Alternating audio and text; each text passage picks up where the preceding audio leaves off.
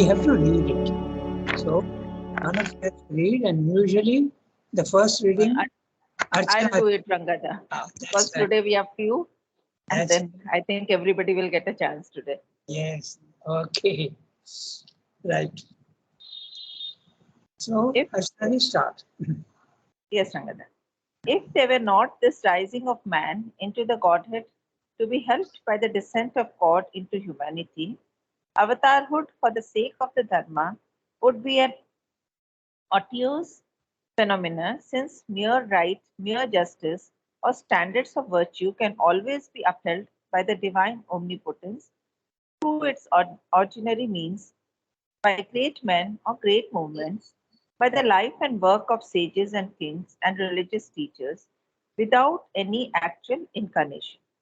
The avatar comes as the manifestation of the divine nature in the human nature, the apocalypse of its Christhood, Krishnahood, Buddhahood, in order that the human nature may, by molding its principle, thought, feeling, action, being on the lines of that Christhood, Krishnahood, Buddhahood, transfigure itself into the divine.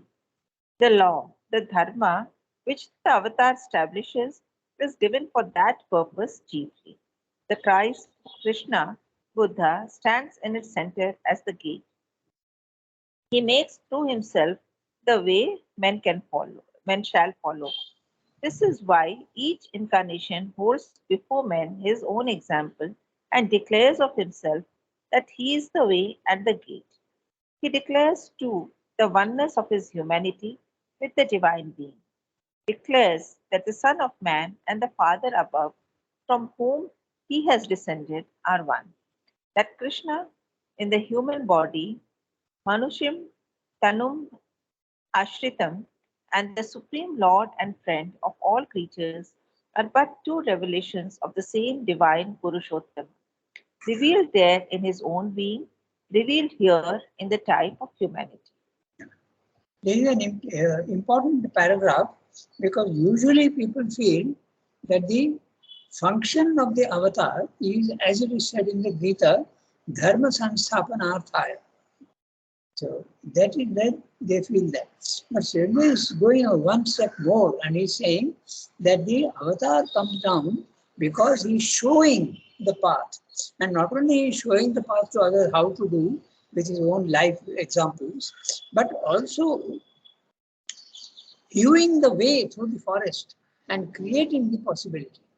Okay? So that's exactly what he's saying here. And this is something that nobody else says so clearly. He says that the avatarhood will be meaningless if this example of the avatar life, how to go about going to the divine, was not there, then it would be quite useless. Otios is something unnecessary, futile, superfluous, unnecessary. So this is what he's saying. It's a very important point. Okay, so I'll read each sentence and we'll see. And he is explaining how the dharma samsthapanartha can be done by other means. Okay, that's what he's saying. It will be very slow, but it can be done in any case. So, if there were not this rising of man into Godhead to be helped by the descent of God into humanity, avatarhood for the sake of the dharma would be an obtuse phenomenon, unnecessary. Since, he is explaining why, since mere right, mere justice, or standards of virtue can always be upheld by the divine omnipotence through his ordinary means, by great men or great movements, by the life and work of sages and kings and religious teachers, without any actual incarnation. Note the word upheld right, mere justice, or standards of virtue. These words are very, very clear. He could have said justice, but you see, mere justice at a human level, only justice at our level, and standards of virtue. Okay? Virtue is morality. That can be done by others. Morality is not spirituality at all.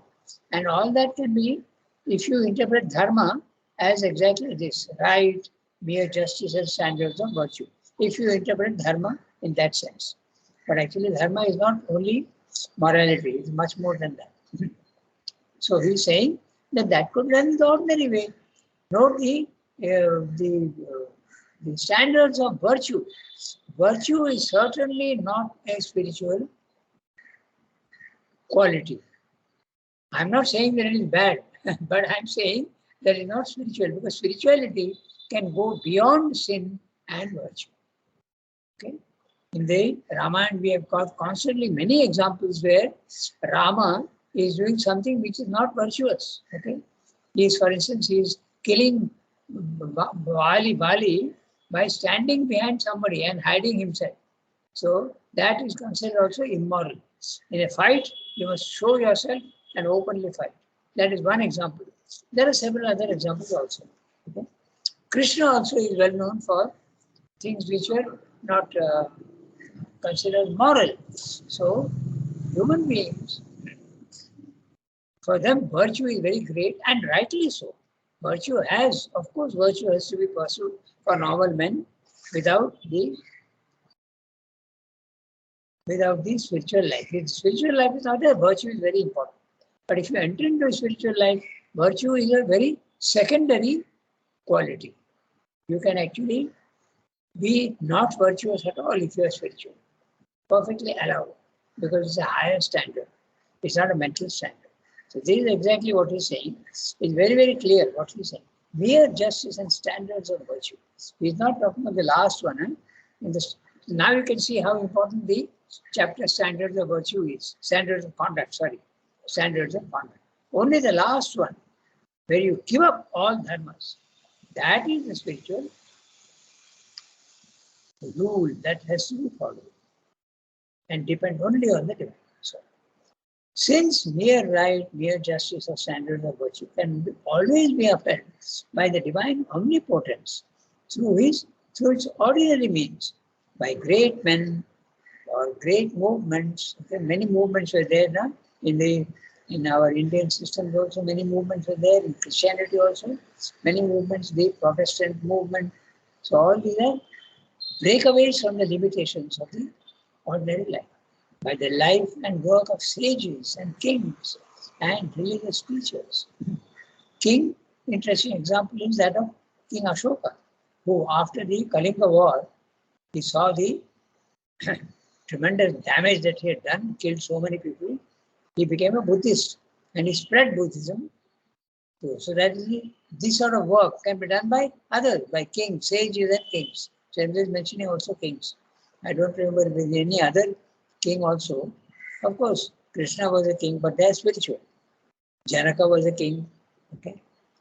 Dasharatha was a king, but it's not, we're not very specifically mentioning anybody. Work of sages and kings and religious teachers. Without it, note the word religious teacher, not spiritual teachers. So, everywhere the sentence is very clear, he is talking about the lower standards. The lower standards, if interpreted dharma, then it can be done by other means. Avatar need not come down.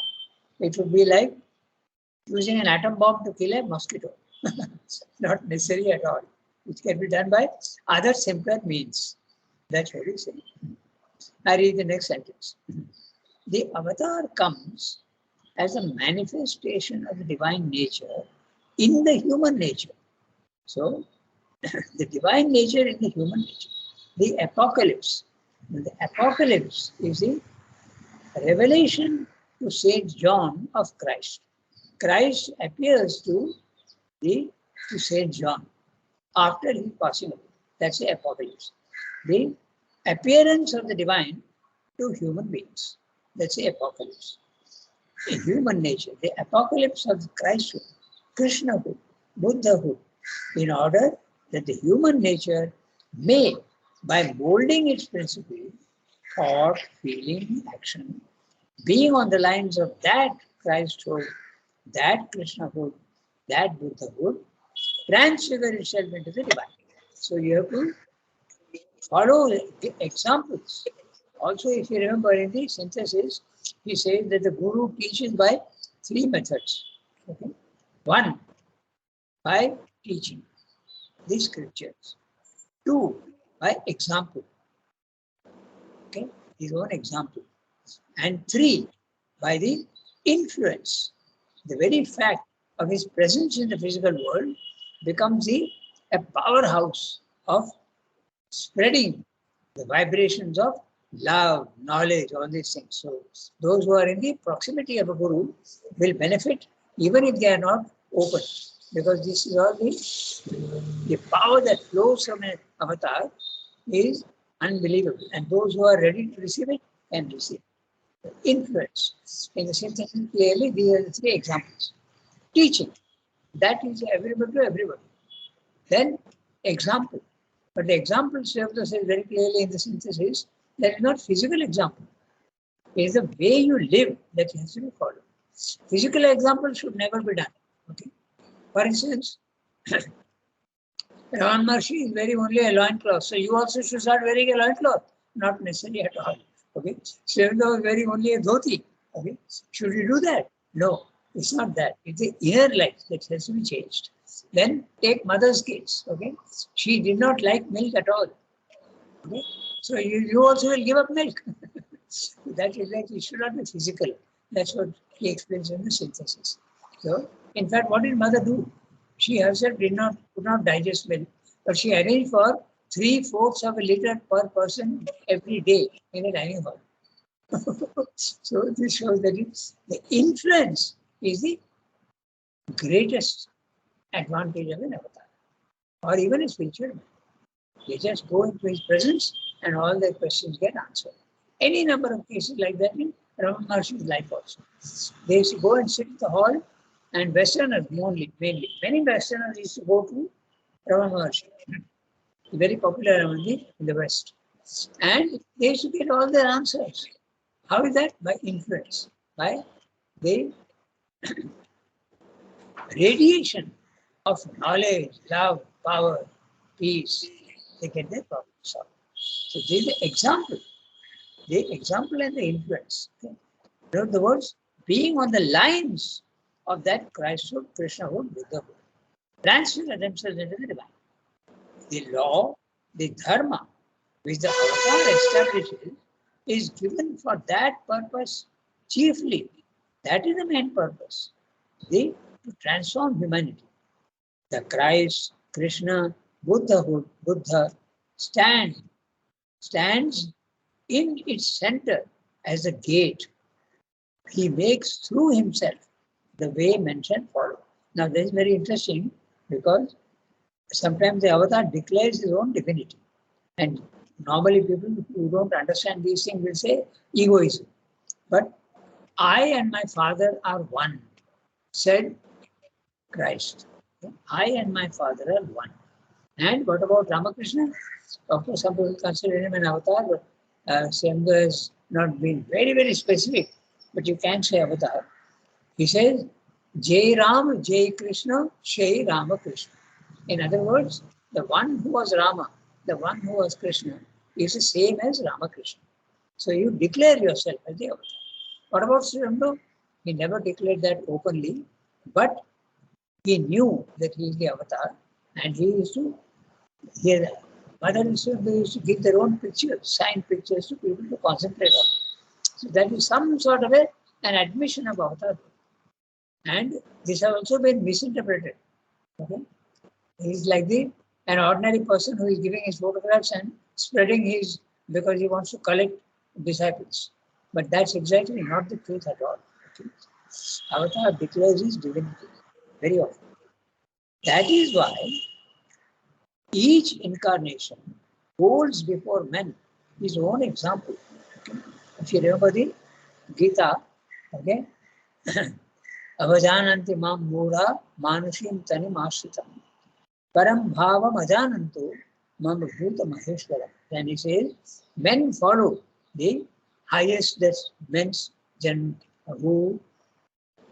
men follow those who set the high standard. Okay?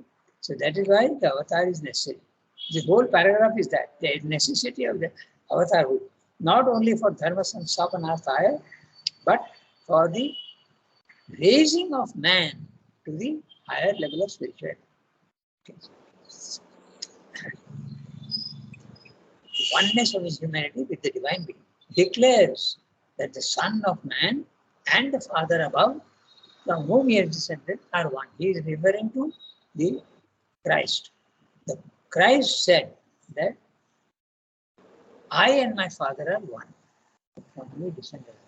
That Krishna in the human body, Manushim Tanum Ashritam, having taken refuge in a human body, was put on a human body, but he is a divine himself.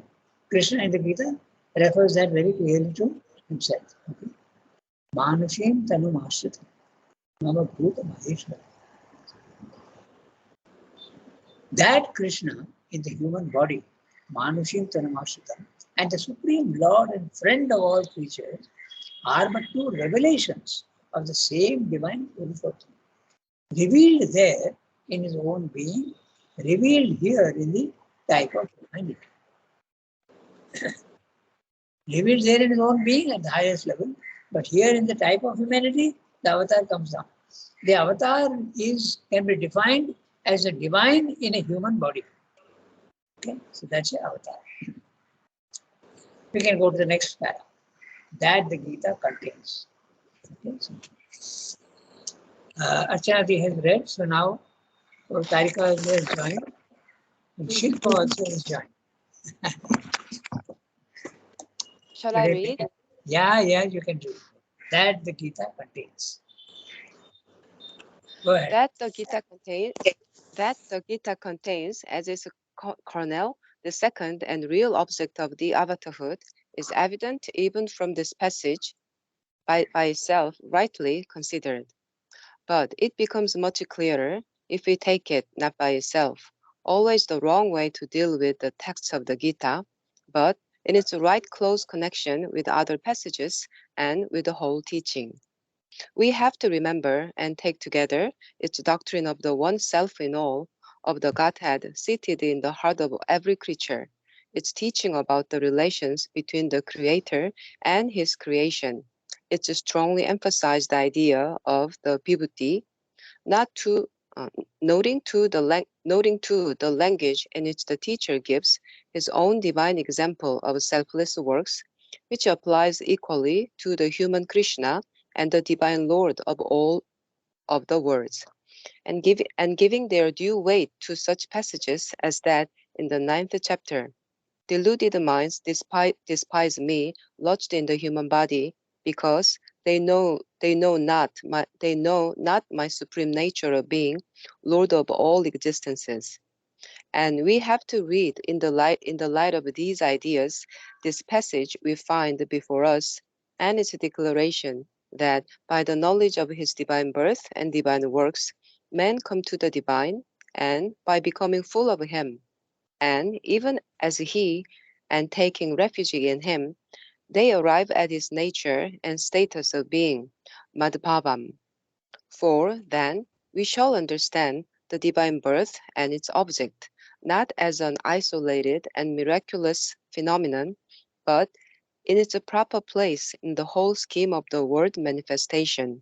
Without that, we cannot arrive at its divine mystery, but shall either scout it altogether or accept it ignorantly and, it may be, superstitiously, or fall to the buddhi and superficial ideas of the modern mind about it, by which it loses all its inner and helpful significance.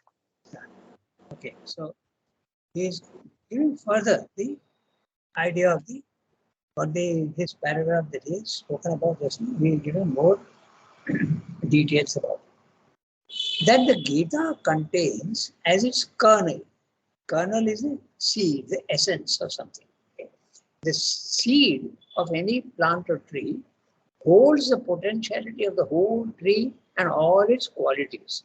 That's a kernel. That's why all these seeds have tremendous potentiality even for nourishment, because it contains the nourishment for the future plant. The whole thing is contained there. That the Gita contains as its kernel the essence of everything. The second and real object of the avatar. Which is the second? The first is the dharma samsapanartha. Okay?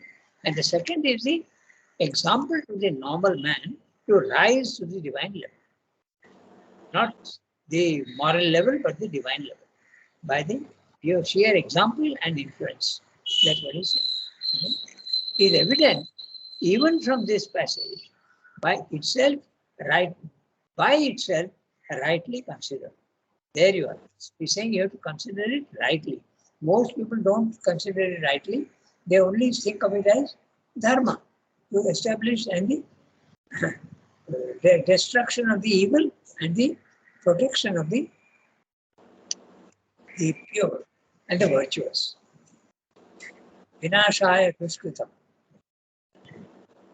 And dharma samsthapanarthaya vinashaya duskritam bhavan sambhavami yuge yuge. This is what he's saying. It's not only that, but it's the second one that is more important and has to be understood correctly. Then he says, but it becomes much clearer if you take it not by itself. I am reading the sentence without the parenthetical phrase, and then after that we'll read the parenthetical phrase. Okay, so if we take it not by itself, but in its right close connection with other passages and with the whole teaching. Now, this is the thing that everywhere it is the same. Okay, you must not take any one statement as the final. This is the problem with even some of those texts. Many people don't understand and they take that as the final. This is one of the things also which in the agenda mother says that the Chinese don't have any psychic being. Now don't jump to conclusions because she may say something else elsewhere. We must not forget that there is a Chinese gentleman here who mother considered a yogi. So if you take only that statement in the agenda, then you will come to wrong conclusions. Okay, so you must be very careful. Always see the whole and never the shallow. Okay? There is a very interesting 2 lines by Alexander Pope in English poetry. He says, a shallow knowledge is I've forgotten the exact lines. I'll get it next time, I'll tell you. Shallow knowledge is a waste or something like that. Drink deep or taste not the Pierian spring. So you must go deep into something and see all its aspects. I've forgotten the exact words. I'll get it and I'll tell you next time. So everywhere, the same thing is being stressed. You must always never go by piecemeal sentences. You must always see it in the right context. Okay? But it's right close connection with other passages and with the whole teaching. We have to remember and take together its doctrine of the one self in all, of the Godhead seated in the heart of every creature. Okay? The divine is there in every creature already. It's teaching about the relations between the Creator and His creation. Okay? It strongly emphasizes the idea of the Vibhuti. Okay, there's a whole chapter on the Vibhuti. What is the Vibhuti? He is a personality, a man who is far superior to the average man and who comes down with divine qualities for a particular purpose. Any work. Okay? He considers even Vivekananda is certainly a Vibhuti because he came down and what did he do? He spread Vedanta into the West. That was a great work that he did. Today you can see the result of that. Okay, Hinduism has spread all over Europe and even all over the world. Okay, you'll be surprised if you see the videos how this Hinduism is spreading. Hinduism is not a religion. Okay, it's a collection of religions, a way of life. So that is spreading. That is one work he did. And he also considers Napoleon as a Vibhuti. What did he do? He, by military conquest, he united Europe, tried to unite Europe. And that has become a standard. And after 150 years or so, Europe has become one. Okay, so that was the work that they did. So a Vibhuti is one who is not an avatar, but who has divine qualities because he has one particular work to do. That's a vibhuti. Okay? I give you two examples of vibhutis. He has not mentioned too many others, but Vivekananda definitely, and also Napoleon. Napoleon normally is interpreted as a very egoistic person and very ambitious and very conquering everybody by military rule. But Sri Aurobindo considers him to be a vibhuti, okay? Because of the work he did. And he's saying, strongly emphasize the idea of the vibhuti, noting too the language in which the teacher gives his own divine example of selfless works, which applies equally to the human Krishna and the divine Lord of the world. The divine has no intention of getting or doing anything, and yet he manifests himself in the physical world. And Krishna also, at the human level, is doing the same. That's what Sarvajit mentioned. And giving their due weight to such passages as that in the 9th chapter, deluded minds despise me, lodged in the human body, because they know not my supreme nature of being, Lord of all existences. This is, as I said, chapter 9, verse 11. Avajananti mam mudha manushim tanum ashritam. Param bhavam ajananto mama bhuta maheshwara. They do not know that I am the Lord of all creatures, Bhuta Maheshwara. And Avajananti, they don't know my Param Bhava, my supreme being. So that's what Shantanu is saying. He's translated actually. Then they know not my supreme nature of being. And we have to read in the light of these ideas, this passage we find before us and its declaration that by the knowledge of his divine birth and divine works, men come to the divine, and by becoming full of him, okay?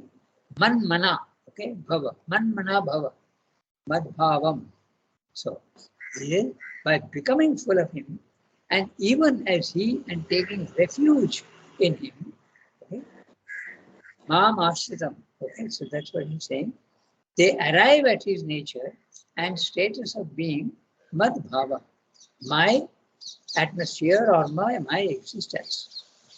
For then we shall understand the divine birth and its object, not as an isolated and miraculous phenomenon, but in its proper place in the whole scheme of the world manifestation. Without that understanding, simply saying, without that, we cannot arrive at its divine mystery. The mystery of the divine coming down to this physical world. Why should we do that?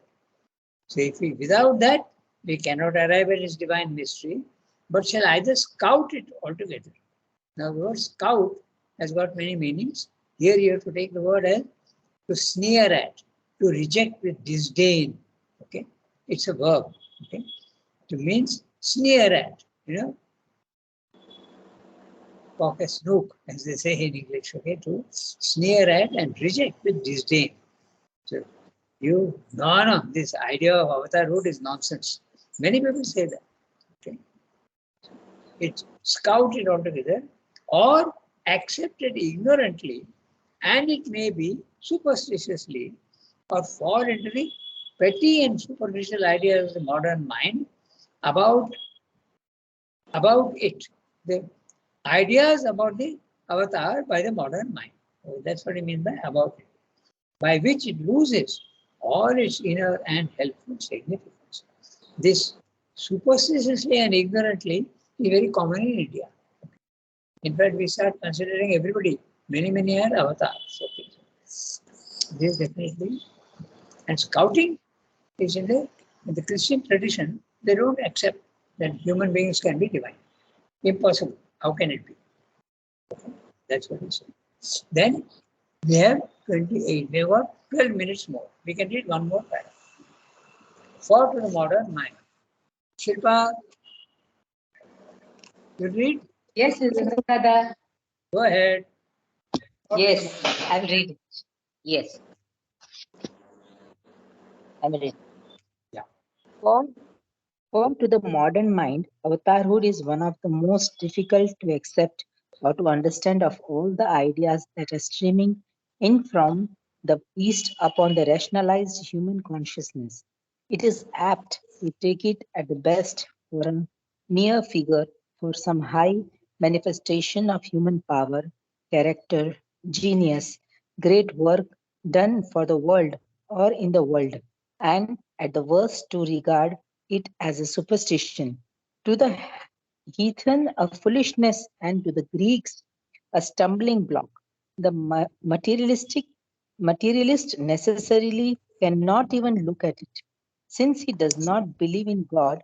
To the rationalist or the dietist, it is a folly and a thing of derision.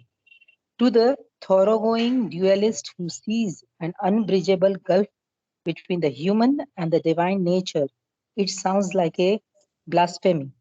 The rationalist object that if God exists, he is extra cosmic or supracosmic and does not intervene in the affair of the world, but allows them to be governed by a fixed machinery of law.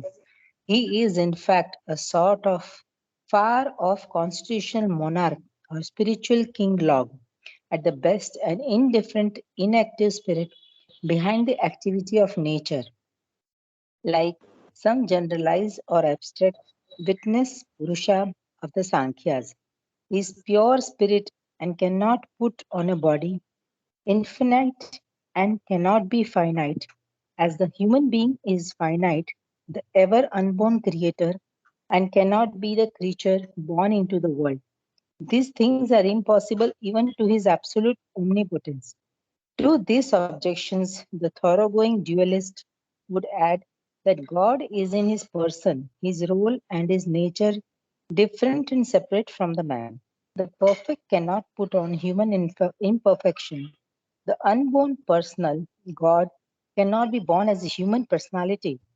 The ruler of the worlds cannot be limited in a nature bound human action and in a perishable human body. These objections, so formidable at first sight to the reason, seem to have been present to the mind of the teacher in the Gita when he says that although the divine is unborn, imperishable in his self existence, the Lord of all beings, yet he assumes birth by supreme resort to the action of his nature and by force of his self Maya, that he, whom the deluded despise, because lodged in a human body, is verily in his supreme being, the Lord of all, that he is in the action of the divine consciousness, the creator of the fourfold law, the doer of the works of the world, and at the same time, in the silence of the divine consciousness, the impartial witness of the works of his own nature, for he is always beyond both the silence and the action, the supreme Purushottama. And the Gita is able to meet all this opposition and to reconcile all these contraries because it starts from the Vedantic view of existence of God and the universe. Yeah. Okay. So big para, and in explaining why the look at the chapter heading, the possibility and purpose of avatarhood. Avatarhood is 90%. There is a big difference between God and man. Okay? So 90% of the people think that it's impossible for man to become God. God is omnipotent, omniscient, omnipresent, and man is exactly the opposite of all that. So how can it be? And Swamdar is taking a great deal of trouble to explain this. But in the Vedantic philosophy as well as the Gita, very clear, the divine does descend into the physical world. And this is a very clear corollary or a very clear consequence or result of the Advaita philosophy. The Advaita philosophy says that there is only one divine and he is everything. Even matter is the Brahman. So how can it be that the avatar, the divine cannot come down into a human body? It is all there, but he is listing so many. He is talking about the heathen, the Greeks, the materialist, the rationalist, and the deist. We look at all this and he gives the example of King Log. So I'll tell you also what that King Log is. So we have got we have got 6 minutes. I'll go quickly through. The whole paragraph is only explaining that although human beings don't believe, that the divine can manifest. Yet, it is certainly a fact, a spiritual fact. Okay, that's the main thing. So, for the modern mind, note the word modern mind. He is mainly having the idea of the Western mind because they are very materialistic. I'm not saying that spirituality does not exist in the West. It does, but through religion, not exactly only spirituality. Through religion, it exists. For the modern mind, avatarhood is one of the most difficult to accept or to understand of all the ideas that are streaming in from the East upon the rationalized human consciousness. It is, note the word streaming in. He wrote this 1910-19, but you will remember also that already Vivekananda had gone and even the work of spreading Advaita and Vedanta in the West had started. That's why you use the word streaming in. It's not yet a river, it's only a stream. Okay. And if it is apt to take it at the best, for a mere figure, it's only an image, it's only a simile. You can't think of it any other way. For the mere figure of some high manifestation of human power, character, genius, great work done for the world or in the world. Done for the world or in the world. And at the worst, you regard it as a superstition. To the heathen, who is a heathen? A non-Christian is a heathen. Okay? Like the kafir, idea of the kafir in Islam. Okay? And even in our, this idea is there everywhere, all over the world. Okay, those who are not Hindus are bleach. So it's not that it is everywhere. It is there. The human consciousness is the same anywhere, all over the world. Only what varies is the outer habits and outer customs. Man is the same everywhere. So he is objecting one by one to those who take object. He is listing. Certainly is listing all those who don't take the avatarhood as a fact. First of all, the heathen is a foolishness. For the heathen is a foolishness. For the Greeks, a stumbling block. The Greeks had a tremendous amount of 300 BC, a tremendous amount of philosophy.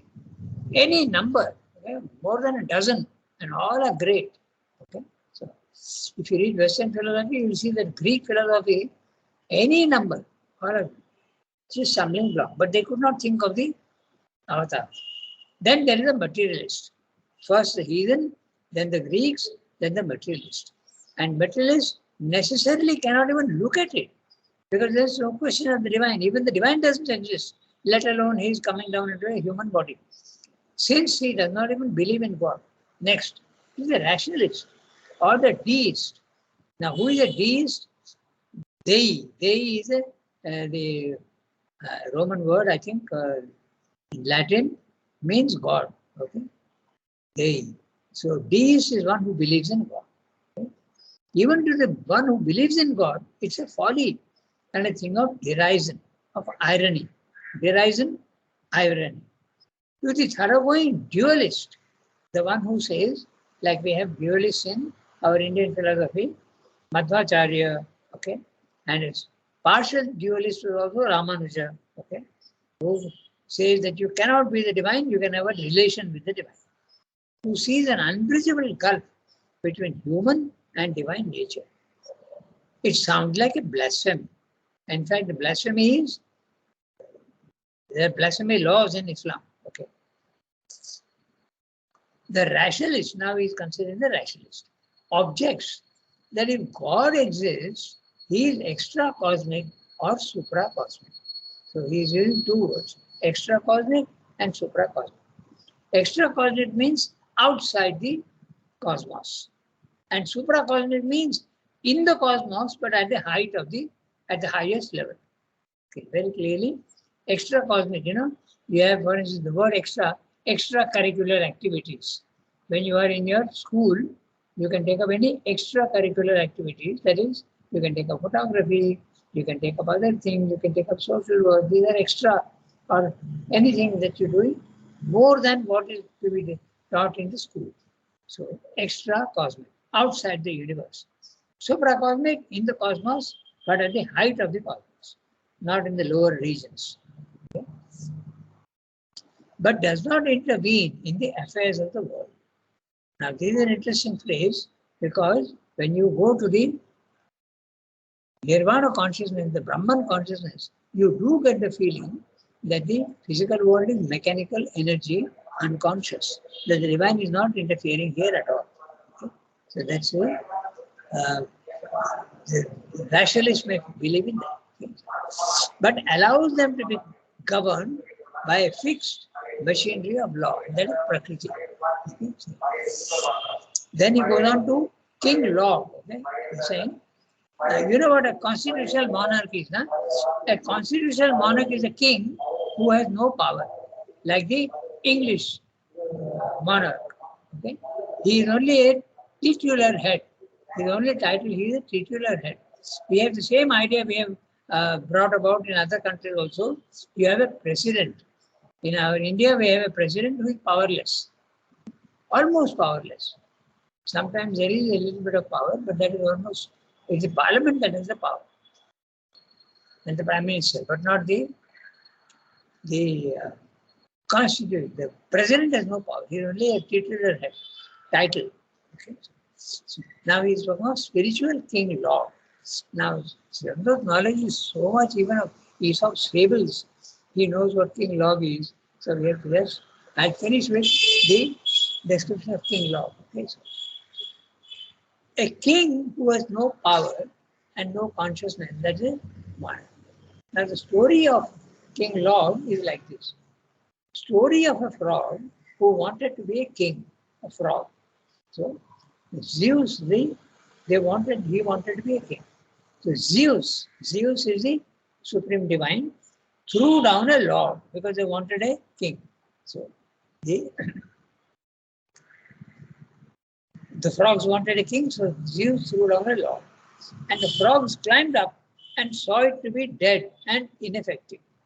They asked another, don't give us something which is useless. We want a king who has got power. So then they asked again, and Zeus gave them a snake that ate all of them up. So this is Aesop's fable having political implications. It means either rulers are despotic and useless, people who are all the time terrorizing the normal public and making them suffer. Like there are so many dictators, or there is no power at all. So the divine is not like that. He is there, he is everywhere. He is not a useless titular monarch. But I will stop here today because it's already time. Okay. So we'll take up this next time with King Law. We'll continue from there. Okay, because there's another 10-15 lines, so we'll go through that. Okay. Yes, Yeah. I'll make a note. Okay. Au revoir, everybody. Have a Au revoir, nice- Raghunath. Thank you, Raghunath, for the support. Thank you.